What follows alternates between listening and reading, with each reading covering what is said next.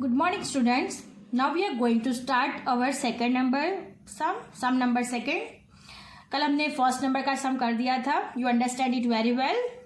Now we are going to start our sum number 2. I am reading a question. Just listen it. The ages in full years of 60 employees working in an office are registered as follows. Prepare a frequency distribution by taking class length as 5 from this information. अब हमें क्या करना है, यहाँ पे जो data दिया गया है यानी 60 एम्प्लॉयज का डेटा दिया गया है, राइट? तो ये जो सारा डेटा है, ये जो सारी एजेस है वो 60 एम्प्लॉयज की दी गई है और हमें क्या बोला है, क्लास लेंथ 5, यानी क्लास लेंथ कितनी रखनी है हमें 5, यानी जो हम क्लासेस बनाएंगे वो 5 के लेंथ से होने चाहिए, राइट? तो सबसे पहले तो हमें रेंज फाइंड करना होगा. कल हम सीखे थे कि रेंज कैसे फाइंड करते हैं.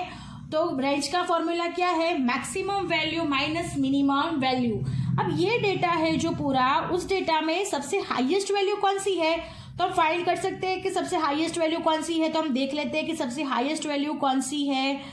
तो सबसे हाईएस्ट वैल्यू है यहाँ पे 58, राइट? तो सबसे हाईएस्ट वैल्यू यहाँ पे कौन सी है, 58.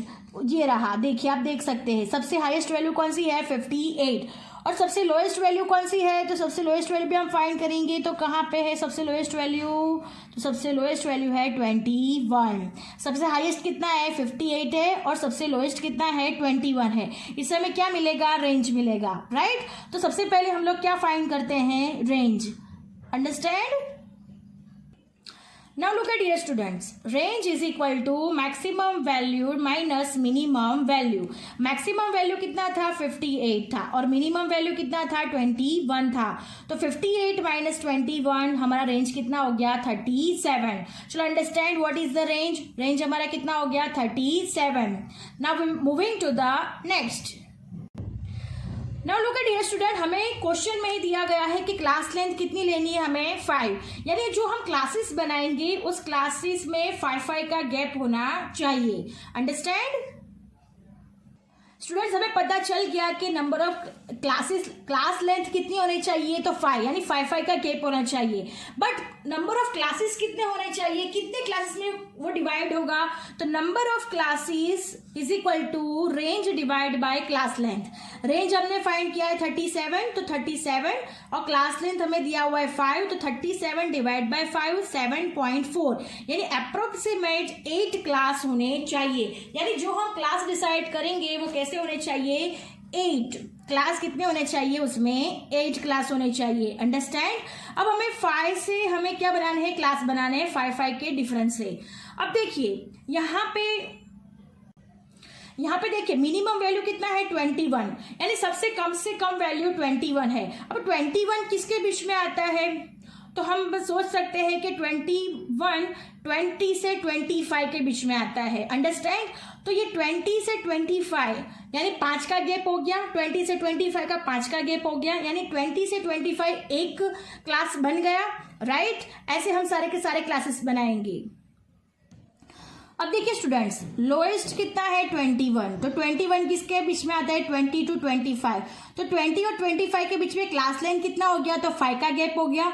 20 to 25 ये फर्स्ट हमारा क्लासेस डिसाइड हो गया. और हाईएस्ट कौन सा है, 58. तो 58 किसके बीच में आएगा, तो 55 to 60, यानी हमें टोटल ऐसे 8 क्लासेस बनाने हैं. यानी 20 to 25, 25 से 30, 30 to 35, 35 से 40, 40 to 45, 45 से 50, 50 to 55 और 55 से 60. ऐसे टोटल कितने क्लासेस बनाने, हमें 8 क्लासेस बनाने हैं.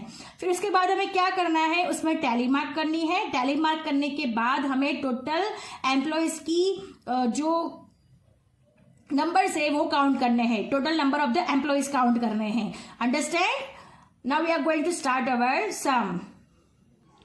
Now look at here students, ages of employees जो हमने क्लासेस में डिवाइड कर दिया है 20 to 25, 25 to 30, 30 to 35, 35 to 40, 40 to 45, 45 to 50, 50 to 55, 55 to 60। अब हमें क्या करना है, टैली मार्क करना है, उसके बाद नंबर ऑफ एम्प्लॉयज़ काउंट करने हैं। अंडरस्टैंड? तब टैली मार्क कैसे करेंगे, तो ये जो दिया गया डेटा है उस पे से हम लोग क्या करेंगे, टैली मार्क करेंगे। अंडरस्टैंड? अब देखो पहली डिजिट कौन सी है, 32। अब 32 ये सारे क्लासेस में से किसके बीच में आती है, तो यस 30 to 35 के बीच में आती है। तो यहाँ पे क्या हो जाएगा, एक टैली मार्क हो जाएगा। Understand? Now moving to the next second one, 42। 42 किसके बीच में आती है, तो 40 to 45 के बीच में। तो यहाँ पे कौन सा हो जाएगा, एक tally mark. Understand? Now going to next 48। 48 किसके बीच में आती है, तो 45 to 50 के बीच में। तो यहाँ पे क्या हो जाएगा, एक tally mark. Understand? Now moving to the next 35। अब देखिए 35 यहाँ पे भी 35 है और यहाँ पे भी 35 है। तो हमें 35 कहाँ पे लेना है, तो यहाँ पे लेंगे, जहाँ से 35 स्टार्ट हो रहा है वहीं से हम 35 को काउंट करेंगे। अंडरस्टैंड? तो यहाँ पे क्या आएगा, एक टैली मार्क। नाउ 23। 23 किसके बीच में आता है, तो 20 to 25 के बीच में 23 आता है। देन नेक्स्ट 58 किसके बीच में आता है, तो 55 to 60 के बीच में आता है 58।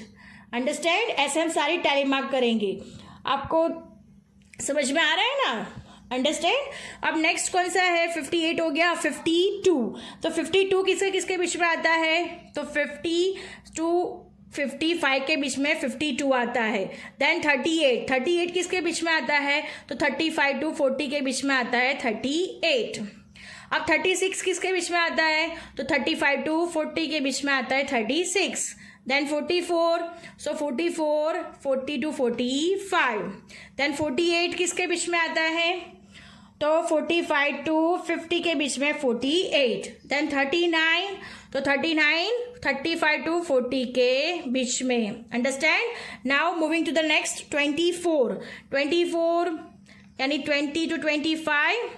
Then 27, 25 to 30। Then 29, 25 to 30 again। Then 32 यानी 30 to 35। देन 34, तो 34, 30 to 35। Then 41, 40 to 45। 45, अब देखिए 45 यहाँ पे भी 2 है, तो कहाँ पे लाएंगे हम लोग, नीचे से। अंडरस्टैंड? तो 45 to 40 के बीच में आएगा 45। Understand? Now moving to the next 45 के बाद कौन सा है, 51 है। तो 51 किसके बीच में आएगा, 50 to 55 के बीच में आएगा। फिर 30 किसके बीच में आएगा, तो 30 आएगा 2 जगह पे है, तो हम लोग कहाँ पे लेंगे, यस 30। और 47 किसके आएगा, 45 to 50, राइट। अब 45 यहाँ पे भी 2 है, तो यहाँ पे देखो 1 2 3 4, तो 5 का क्या हो जाएगा, टैली मार्क में करते हैं ना हम लोग ऐसा। ये क्या हो गया, 5 का हो गया बंच। अंडरस्टैंड? इस तरह से हमें सारे के सारे टैली मार्क करने हैं।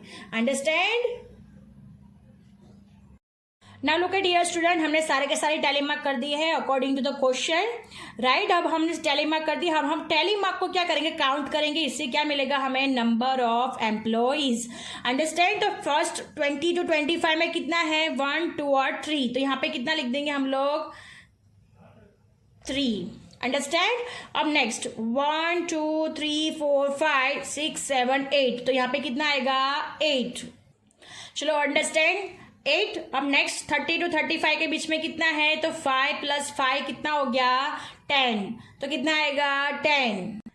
नेक्स्ट 35 to 40 के बीच में कितना है, तो 5 + 5 10, 10 + 1 11, यानी टोटल 35 से 40 के बीच में कितने हैं, 11, यानी नंबर ऑफ एम्प्लॉइज कितने हैं, 11। तो हम लोग यहाँ पे क्या लिखेंगे, 11। चलो अंडरस्टैंड? अब नेक्स्ट 40 to 45 के बीच में कितने हैं, तो 1 2 3 4 5 6 7 8 9 10 11 12, यानी 12 एम्प्लॉइज ऐसे हैं जो 40 से 45 के बीच में की एज वाले हैं। तो वहां पे कितना लिखेंगे, 12। अब आप लोग देख सकते हो 45 to 50 के बीच में 5 6 7, तो यहाँ पे कितना आएगा 7 आएगा। 50 to 55 के बीच में 5 6, तो यहाँ पे कितना आएगा 6 आएगा। और 55 to 60 में कितने हैं, तो 1 2 और 3, तो यहाँ पे कितना आएगा 3 आएगा। ऐसे के सारे नंबर ऑफ एम्प्लॉयज हमें मिल जाएंगे। तो हम लिख देते हैं। अब हमें क्या करना है, जो नंबर ऑफ एम्प्लॉयज है उसका क्या करेंगे हम लोग, टोटलिंग करेंगे। यानी इन सब का टोटलिंग करेंगे तो कितने होने चाहिए 60 एम्प्लॉयज, यानी एन इज इक्वल टू कितना हो गया 60, यानी टोटल कितना हो गया 60। तो इन सब का टोटल कितना हो गया 60, यानी 60 एम्प्लॉयज की हमें जो इन्फॉर्मेशन दी गई है, इट मीन्स एजेस की इन्फॉर्मेशन दी गई है, वो हम ऐसे फाइंड करेंगे। यानी frequency distribution by taking a class length S5 from this information. यानी ये इंफॉर्मेशन पे से हमें 5 की क्लास लेंथ लेनी थी और उस पे से हमें फ्रीक्वेंसी डिस्ट्रीब्यूशन बनाना था। अंडरस्टैंड? तो हमने ये बना दिया है। Our sum is over here. आपको समझ में आ गया होगा। I hope you understand it very well. So make a notes of it and submit it soon. Thank you, students.